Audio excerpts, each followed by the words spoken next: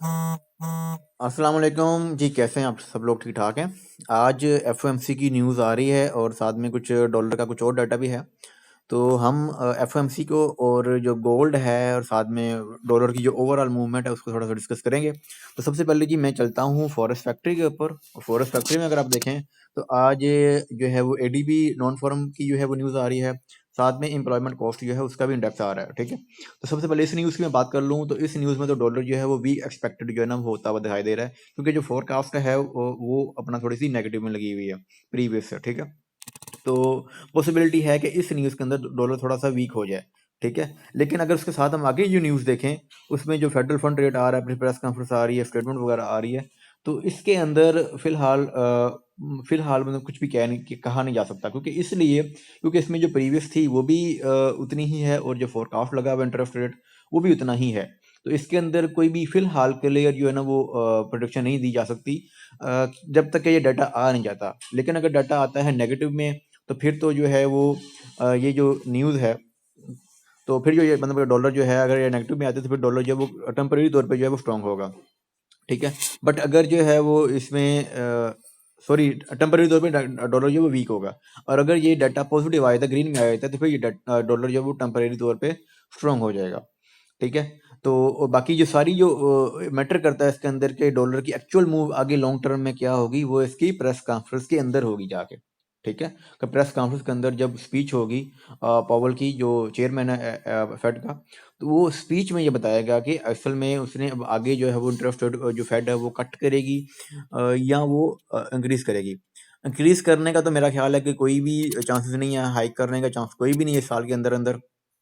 मे भी कि वो कह देंगे जी हम अभी अगली 2-3 मीटिंग्स तक जो है वो डॉलर का जो जो इंटरेस्ट रेट है, सॉरी, उसको हम मॉडरेट रखेंगे, उसको ना कम करेंगे ना ज़्यादा करेंगे, उसको चेंज अनचेंज रखेंगे। ठीक है, मे बी ये पॉसिबिलिटी है, या दूसरी पॉसिबिलिटी ये भी है जो कि मुझे लगता है कि ये इसकी पॉसिबिलिटी ज़्यादा है कि वो ये कह दें कि हम आगे इंटरेस्ट रेट को कट करेंगे। वो कब करेंगे वो भी कोई हिंट दे देंगे या वो एग्जैक्ट टाइम भी बता सकते हैं। तो जब अगर उन्होंने कट करने का कह दिया कि जी हम कट करेंगे 2024 के अंदर इंटरेस्ट रेट को 1 दफ़ा, 2 दफ़ा या 3 दफ़ा, जितनी ज़्यादा दफ़ा का वो कहेंगे कि अगर हम 3 दफ़ा करेंगे या 4 दफ़ा, जितनी ज़्यादा वो मतलब वो कहेंगे, क्वांटिटी ज़्यादा बताएंगे कट करने की, उतना ही ज़्यादा जो है वो डॉलर वीक होगा। ठीक है, और जितना वो ज़्यादा मतलब कि कहेंगे, कम कहेंगे कि भाई हम सिर्फ एक दफ़ा करेंगे या हम नहीं करेंगे, तो उतना ही डॉलर जो है वो स्ट्रॉन्ग या मॉडरेट रहेगा। ठीक है, तो ये मेरी स्क्रीन बंद हो गई थी। अच्छा, रिकॉर्डिंग चल रही है, ठीक है। तो ये थोड़ा-सा मैंने ओवरऑल व्यू दे दिया। अब मैं चलता हूँ सबसे पहले गोल्ड के चार्ट के ऊपर, लेकिन मैं आपको ओवरऑल इस पे मेरा अपना रिव्यू मैं आपको दे दूँ। मुझे ये लगता है कि आज के इस सारे जो है वो न्यूज़ के बाद डॉलर जो है वो ओवरऑल वीक होगा। ठीक है, मेरी एक्सपेक्टेशन ये है कि आज डॉलर जो है वो ओवरऑल वीक होगा और गोल्ड आज बाय में जाएगा। ठीक है, तो आपने क्या करना है, आपने गोल्ड को जो है वो बाय ही करना है, आपने सेल नहीं करना। तो ये मैं इस वक़्त आ चुका हूँ जी। मैंने चार्ट खोल लिया। अ, तो वैसे मैंने इसके सारे टेक्निकल जो सारे प्रोस्पेक्टिव हैं वो मैंने सारे पिछली 2 वीडियोज़ में बता दिए हैं गोल्ड के बारे में। अगर आप चाहो तो आप वहाँ पे जाके देख सकते हो। ठीक है? अच्छा जी, इस वक़्त मैंने डेली का चार्ट खोला हुआ है। अगर आप देखें तो ये मैंने एक ट्रेंड लाइन जो है वो ड्रा की हुई है यहाँ पे। ठीक है? कोई ज़्यादा कोई लाइनें-शाइनें ड्रा नहीं की हैं आपको कन्फ्यूज़ करने के लिए। गोल्ड इस वक़्त जो है वो 2037 पे मूव कर रहा है। ठीक है? अब 2 सिनेरियोज़ हैं यहाँ पे। एक सिनेरियो थोड़ा रिस्की है, एक सिनेरियो ये वो थोड़ा-सा ईज़ी है।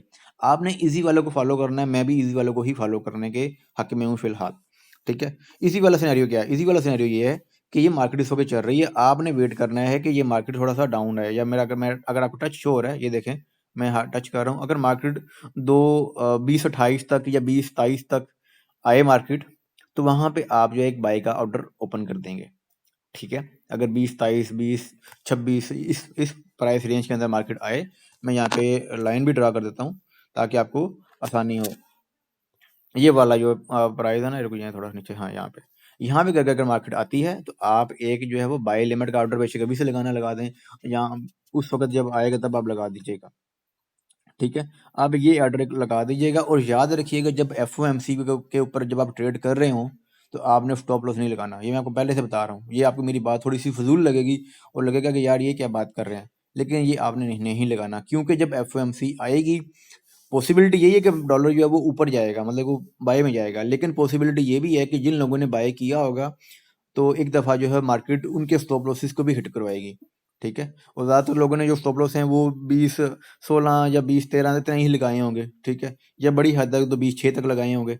तो ज़्यादातर चांसेस में यही होता है जब अब न्यूज़ आती है एनएफपी की, खास तौर पे न्यूज़ या जो एफएमसी की न्यूज़ है, इसमें ज़्यादातर यही होता है कि स्टॉप लॉस भी अगर जिन लोगों ने लगाए हों करीब करीब, तो वो भी हिट हो जाते हैं और हिट होने के बाद वापस चली जाती है मार्केट। तो वो आपने स्टॉप लॉस नहीं लगाना, थोड़ा जिगड़ा जो है ना, जिगरा थोड़ी वो थोड़ा बड़ा रखना है और वेट करना है। अगर हाँ, अगर आपने रिस्क का फैक्टर को कम करना है, तो आप अगर लॉट साइज़ लगाना चाह रहे हैं अपना 0.10, तो आप 0.05 के लॉट साइज़ लगा लें, अपने लॉट साइज़ को कम कर लें। उस पे आप जो है ना वो ज़्यादा बेहतर है एज़ कम्पेयर टू कि आप स्टॉप लॉस ही लगा के छोड़ दें, ठीक है। मैनुअली तौर पे क्लोज़ कीजिएगा। मैनुअली तौर पे क्लोज़ तब आपने करना है जब प्रेस कॉन्फ्रेंस के अंदर जो है वो ये कह दिया जाएगा, क्योंकि साथ-साथ ब्लूमबर्ग के ऊपर वो स्पीच भी आ रही होती है लाइव, आपने स्पीच वो देखते रहना है। तो उसके अंदर जब आपको लगे कि यार अब ये कह रहे हैं कि जी हम ये तो इंटरेस्ट रेट को कट करेंगे ही नहीं, या ऐसा कोई उन्होंने पॉइंट कह दिया जो डॉलर के हक में अच्छा है और डॉलर से स्ट्रांग होगा या स्ट्रांग हो रहा है, तो फिर आप जो है मैन्युअली तौर पे अपनी ट्रेड को क्लोज कर दीजिएगा। ठीक हो गया। तो अच्छा, बाय लिमिट मैंने बोला कि आप जो है ना वो 20-28 से लगा दें, ठीक है। अब स्ट्रेटजी आपने यहाँ पे क्या अपनानी है, मैंने आपको पहले बोला कि अगर लेट्स सपोज आप ट्रेड लेते हैं और आपने ट्रेड लेनी है 0.10 की, मिसाल दे रहा हूँ आपको, तो आपने एक 0.05 की ट्रेड लेनी है यहाँ पे, ठीक है। 20-28 के ऊपर एक ट्रेड आपने 0.05 की ट्रेड यहाँ पे ले ली।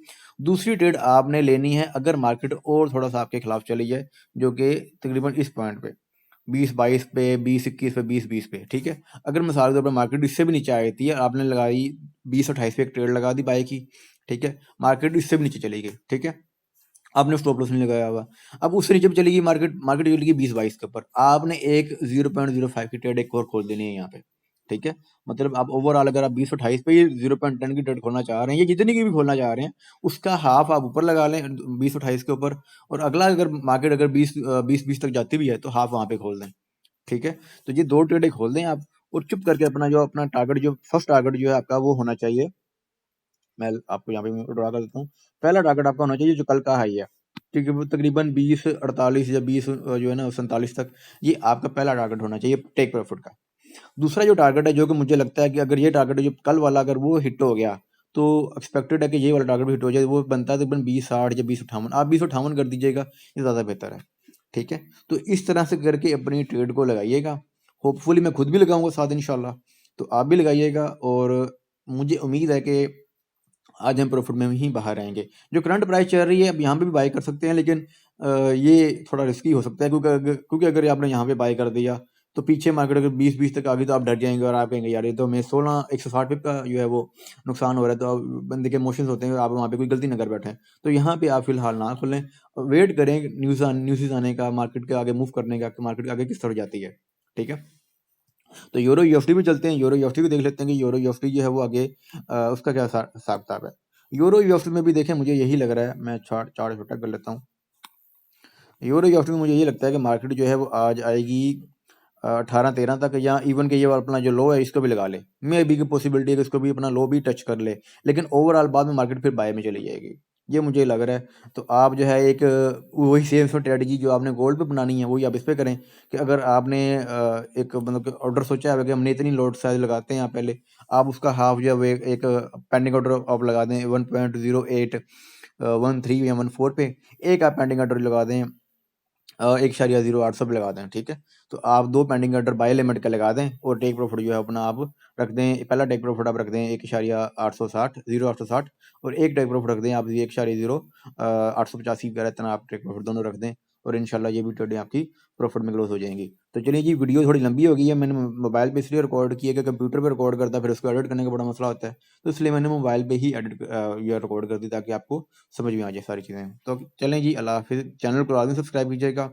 कोई चीज़ आपको जो है वो ना समझ में आए, या किसी और अब आपने पेयर की कोई आपने फोरकास्ट लेनी हो, तो भैया व्हाट्सएप पे मैसेज कर दीजिएगा, इंशाल्लाह अगर फ्री हुआ तो लाज़मी रिप्लाई कर दूंगा। अल्लाह हाफिज़।